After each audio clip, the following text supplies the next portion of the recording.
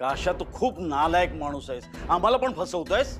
हे तू विसरतोयस की इथल्या अनेक गोष्टींसाठी तू आमच्यावर अवलंबून आहेस। आणि तुम्ही सुद्धा माझ्यावर अवलंबून आहे। या घरामध्ये रावसाहेब मी आहे आणि तुम्ही संशयित आरोपी चोर।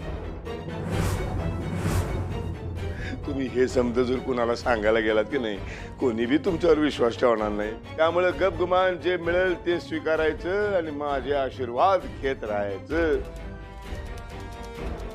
कळलं की नाही? दानव तुमचं बरं करू।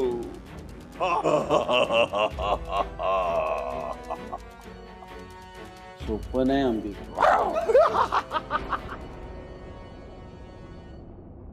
अंबिका, काळजी करू नकोस। बिझनेस, शेतीवाडी, बाजार समितीचं राजकारण यात त्याला काडीची अक्कल नाहीये। आपल्या मदतीशिवाय तो काही करूच शकत नाही।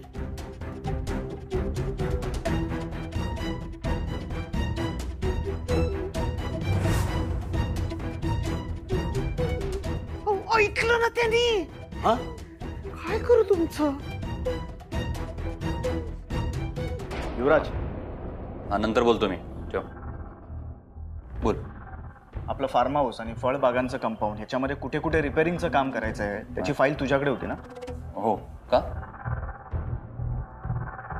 आपल्या मॅनेजरकडून ही फाईल माझ्याकडे आली आहे। युवराज, ह्याच्यातलं एकही काम पूर्ण झालेलं नाहीये। मी आणि दादा आम्ही हे गृहीत धरलं होतं की तू हे काम पूर्ण करशील। तुम्हीच नाही सारंग, त्या घरातले सगळेच मला गृहीत धरतायत। काय बोलतोयस काय तू? फाईल चेक केलीस ना? मग याच्यावरती अर्जंट, मोस्ट अर्जंट, तात्काळ असे रिमार्क केलेत, ते नीट चेक केलेस का? फाईल्सवर नुसते रिमार्क्स देऊन कामं होत असतात का? त्यासाठी स्वतः धावपळ करून ती कामं पूर्ण करून घ्यायची असतात। अरे पण माणसंच मिळत नाही, त्याला मी काय करणार आहे? हा, एक काम करतो आता, मी काय करतो, मी ना गवंडी बनतो, नाहीतर मीच मिस्त्री होतो आणि सगळी कामं करतो। एवढीच अपेक्षा ना तुमची? काय झालंय काय तुला? तरी तुझ्याशी बोलून काही फायदा नाही, तू वेगळ्याच झोन मध्ये गेलेस। ती फाईल दे।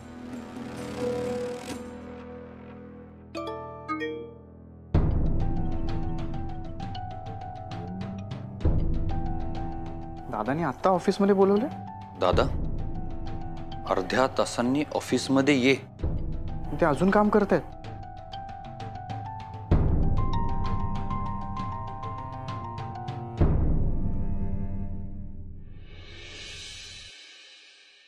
आई, काल दादांनी कमालच केली। त्यांनी काय केलं, बिझनेस मधल्या मला ज्या रिस्पॉन्सिबिलिटीज आवडतात ना, त्या सगळ्या त्यांनी माझ्यावर सोपवल्या आणि निर्णय घेण्यासाठी मला फ्री हँड दिलाय। तुला माहितीये का आई, ते मला काय म्हणाले की सारंग, तू चुकलास ना तर चूक, आपलं किती व्हायचं तितकं नुकसान होत आहे। कारण कसं असतं, चुकल्याशिवाय माणूस शिकत नाही आणि जोपर्यंत नुकसान होत नाही तोपर्यंत आपला निर्णय घेता पण येत नाही। काय फिलॉसॉफी मला एकदम पटलंच आहे। मार्केटिंगची सगळी जबाबदारी त्यांनी माझ्यावर टाकली। दादा ना अनबिलिव्हेबल आहे। पण खरंच आता ना तुमची जबाबदारी पण वाढली। असं काम करा की त्यांना नेहमी तुमचा अभिमान वाटत। हे बघ, हा चान्स तर मी काय सोडत नसतो। अरे हो, आणि दादा मला काय म्हणाले, म्हणजे तुम्हाला माहिती आहे ना, मला राजकारण बिलकुल आवडत नाही। सो त्यांच्या मार्केट यार्ड मधल्या सगळ्या पॉलिटिक्स पासून, त्यांच्या सगळ्या कारभारापासून त्यांनी मला लांब ठेवलं। हे फार बरं झालं, नाही तर काही दिवसांनी सारंग आपल्याला एवढ्या सुट्ट्या मिळालेल्या आहेत, ते बॅनर लावलं का आपला पॅनल येणार म्हणजे येणार, हे अशा गोष्टी करताना दिसल्या असतात फोनवरती। आई, तू अनबिलिव्हेबल आहेस। इतक्या वर्षांचा जो अन्याय होता ना, तो आज दूर झाल्यासारखं वाटतंय मला। अरे वा, अरे पण म्हणजे काय केलं तरी काय त्यांनी? अगं, त्यांनी आधी ना माझं फार कौतुक केलं, माझ्या हुशारीची तारीफ केली आणि नंतर बाजार समितीचा सगळा कारभार जो मला आवडतो त्याची अख्खी जबाबदारी, मग कार्यकर्त्यांच्या भेटी, तिथल्या बैठका, हे सगळं माझ्यावर सोपवून दिलंय। अरे काय सांगतोस काय? अगं, एवढंच नव्हे तर तिकडच्या सगळ्या मीटिंग्सला दादा मला सोबत नेणार आहेत आता। आणि तुला माहितीये दादा काय म्हणाले? काय? दादा म्हणाले, युवराज, मी आता राजकारणातून रिटायरमेंट घेणार आहे, त्यामुळे इथल्या राजकारणाचा नीट अभ्यास कर, पुढच्या निवडणुकीला माझ्याऐवजी तुला उभं राहायचंय। अरे काय सांगतो काय? आता तू ना तुझं डोकं लाव आणि अगदी मोठा हो। अगं, ते तर मी होणारच आहे। नाही नाही नाही नाही, त्या काशाचा ना गेम काही कळतच नाहीये। आता काय झालं? अरे, त्या काशाने त्या ह्याला, युवराजला आणि सारंगला आपल्याला उघडून आवडती कामं दिली आहेत त्यांना, त्यामुळे ते ना जाम खुश झालेत। आणि खास करून तो युवराज, त्याला तर त्या आवडत्या कामामधून आणखीन मान सन्मान मिळालाय. त्यामुळे त्याची त्या सारंगवर खुन्नस होती ना, ती आता सगळी संपली. भविष्यामध्ये त्या दोघांचा आपल्याला संघर्ष बघायला मिळणार होता ना, तो सगळा संपुष्टात आलेला आहे. झालं म्हणजे आता दोन परस्पर विरोधी एक होणार. आपलं कोण ऐकणार? ते दोघंही काशाच ऐकणार. अगं काशा त्याची पकड घट्ट करू पाहतोय. तेव्हा आणि आपला हुकमाचा एक्का युवराज तोही त्यांनी ओढून घेतलाय. म्हणजे झाली तीही बाजू आपली निकामी झाली. म्हणजे आपणच पाळलेला अजगर आपल्याच पोटाला विळखा मारू पाहतोय. अगं बाई, अजगरावर ना आठवलं, माझ्या पोटात भुकेचा खट्टा पडलाय. मी जाते पटकन काहीतरी खाऊन येते. बापरे, नाही तर खरं नाही माझं. बापरे, काय बाई आहे. इतरांना भीतीने पोटात गोळा येतो, तर हिला भीतीने पोटात भुकेचा खड्डा पडलाय. काय रे बापरे. शी, काय करायचंय या काशाचं? हा हा हा हा, वा वा वा वा, अशाने भाजी फोडणीला घातलेली दिसते. काय खमंग वास येतोय नुसता. वा वा. मी जरा येते. हा अगं असं काय करतेस गायत्री? आत्ता अशा नाश्ता मस्तपैकी घेऊन येईल, खाऊन जा.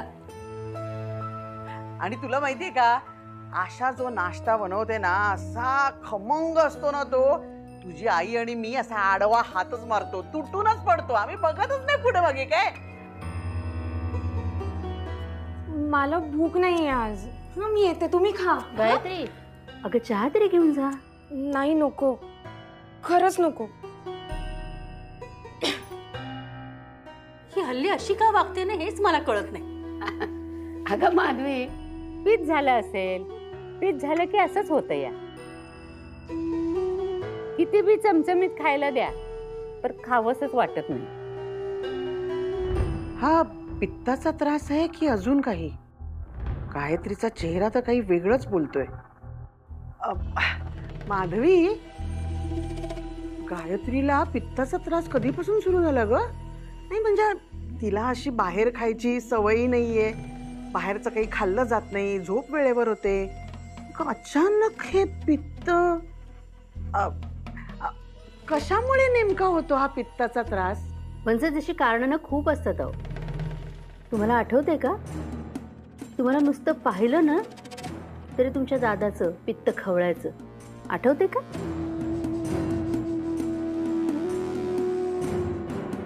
आणि त्यात तुम्ही जर खोटं बोललेला असाल तर मग पित्त आणखीन खवळायचं. सध्या तसं होत नाही म्हणा. आधी माझं असं व्हायचं नाही, पण आता जरा व्हायला लागले. नको असलेली माणसं समोर दिसली ना की माझं ना असं पित्त खवळतं. आणि माहित असतं की ही माणसं भामटी आहेत, चोरटी आहेत, लबाड आहेत, आणि तरी सुद्धा कारण नसताना आपल्या घरात आहेत.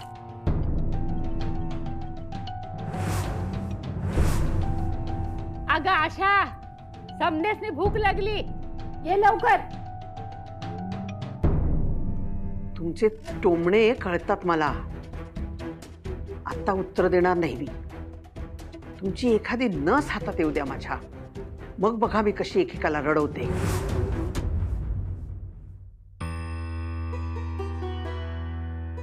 काय ग गायत्री, काय झालं तुला? अली जेवत का नाहीयेस तू?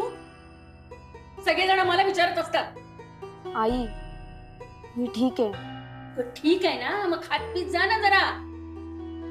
हा सगळ्यांना मला उत्तर द्यावी लागतात.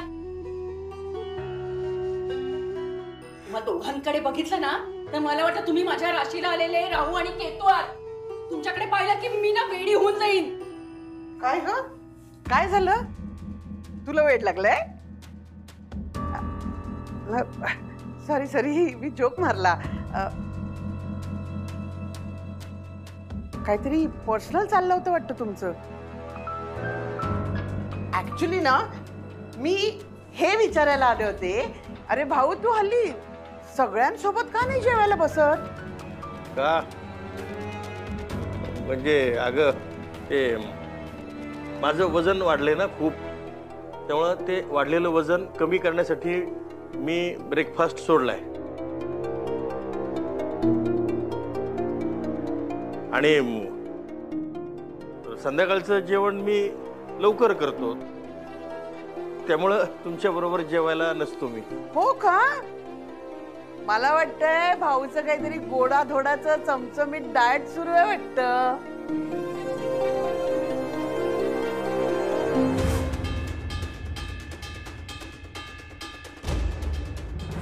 हो हो, माझं म्हणजे एकदम स्पेशल अशी चमचमीत थाळी असती,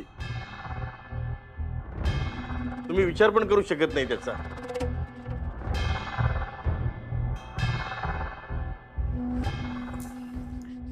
बघ बघ गायत्री, जरा तुझ्या बापाकडनं काहीतरी शिक. बघ ह्या वयातही गोड धोड चमचमीत सगळं चालू आहे त्याचं. नाही तर तू हे नको ते नको, नाश्ता नको, जेवण नको. अगं काय झालंय का तुला? माधवी, काय झालंय हिला? आपण हिचं चेकअप करून घेऊया का एका डॉक्टरकडे जाऊन? नाही नको, डॉक्टरकडे कशाला, मला काही झालं नाहीये. काही नाही झालंय? बरं ठीक आहे. मग माधवी, आपण एक काम करूया, गायत्रीचं मन रमावं ना म्हणून 2 दिवस हिला कुठेतरी फिरायला नेऊया. नको अगं, ते जरा बरं नाही वाटत आहे मला. अगं बाई, म्हणजे तुला झालंय काय? काय हिचं? हिला डॉक्टरकडे नेऊया चेकअप साठी तर म्हणते मी बरी आहे.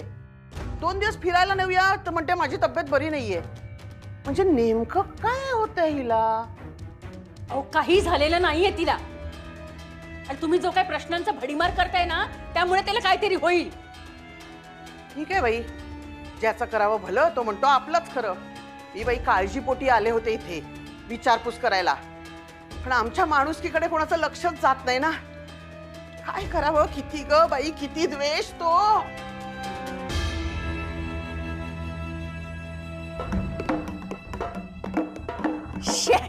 झाली कटकट सुरू झाली. काय करावं रे, काही कळतच नाही. वाजवा बरं एकदा. हा.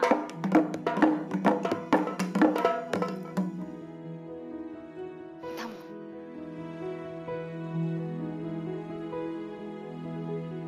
भाऊ काका, ऐका ना, मुलींना जरा शिकवायला येता का? त्यांना ना ठेकाच पकडता येत नाहीये, ताल पण पकडता येत नाहीये. हो.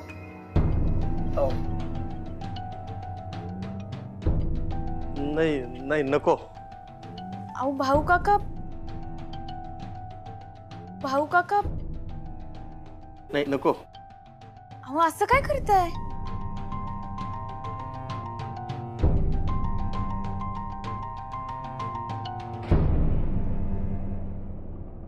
बर, हे बघा, आता मी सांगते तसं कर. हा,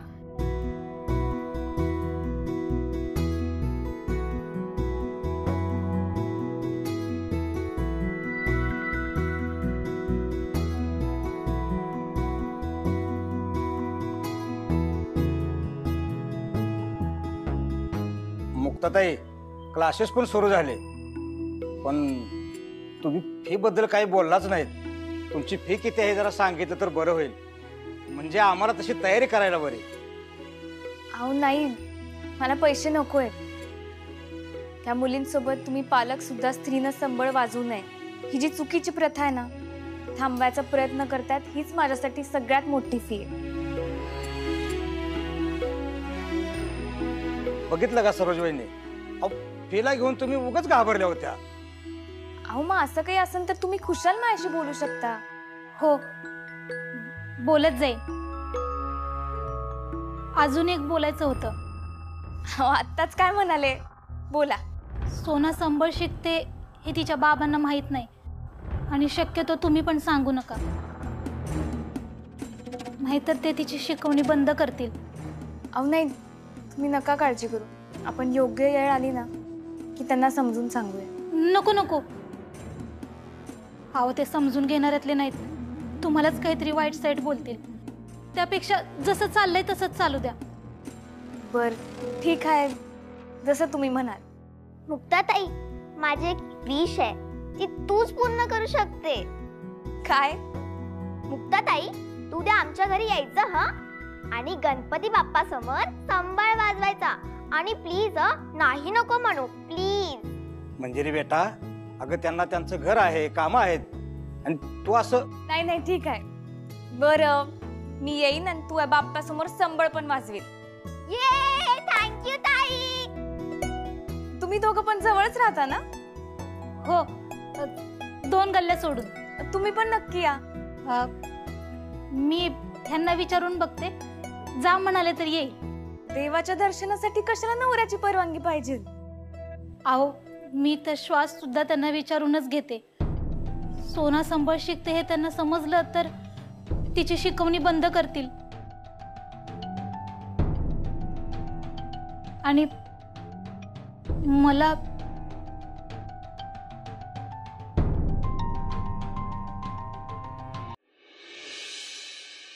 अहो अजिबात टेन्शन घेऊ नका, मी आहे ना. मी त्याचीच बहीण आहे. एकदा मला हाताला पत्ता लागू दे, मग बघा मी कशी एकेकाला रडवते ते.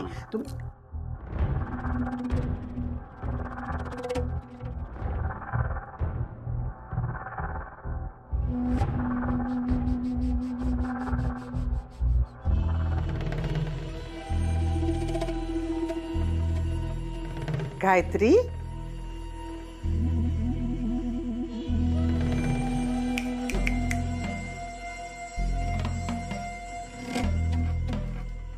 कशी आहेस बाळा? बरी आहे मी. ऍक्च्युली बऱ्याच दिवसापासनं मला तुझ्याशी काहीतरी म्हणजे तुझ्याबद्दलच काहीतरी प्रायव्हेट बोलायचं होतं.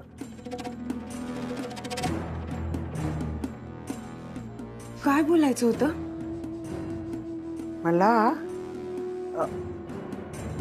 मला तुझ्याबद्दल काहीतरी कळलंय.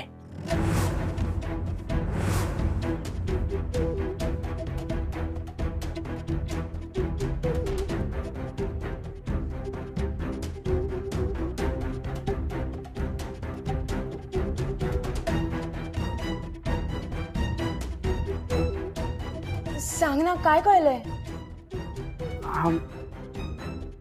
हेच की तू.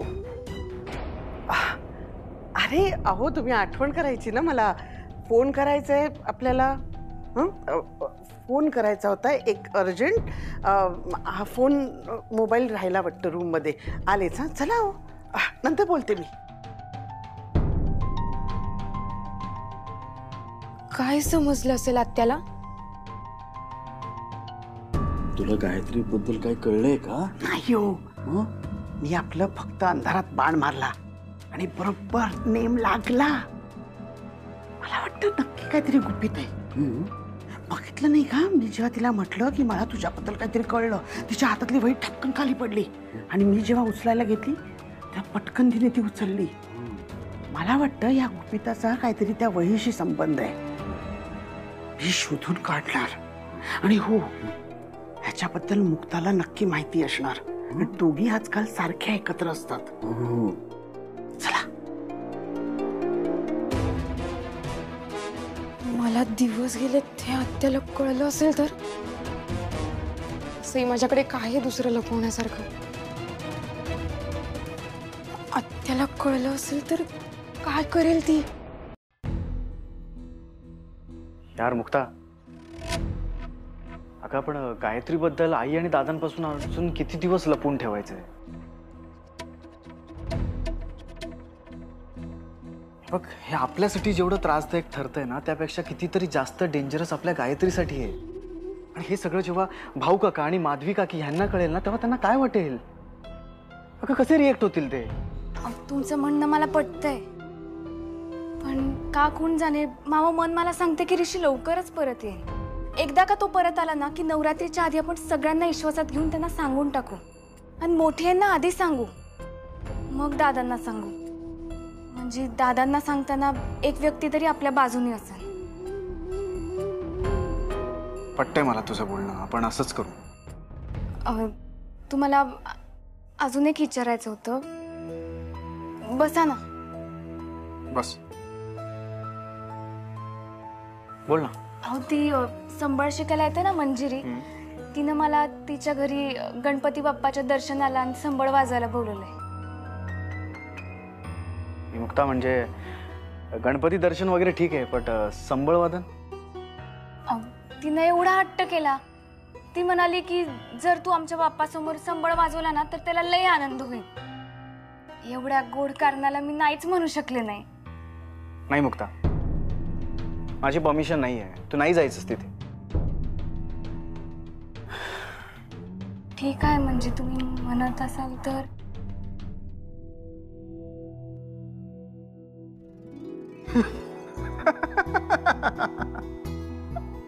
अगं मुक्ता, मला असं म्हणायचं की तू एकटी नको जाऊस, मी पण येणार तुझ्या सोबत. आपण दोघं जोडीने गणपती दर्शन करू, काय? तुम्ही पण ना, मग तर मला लईच आनंद होईल.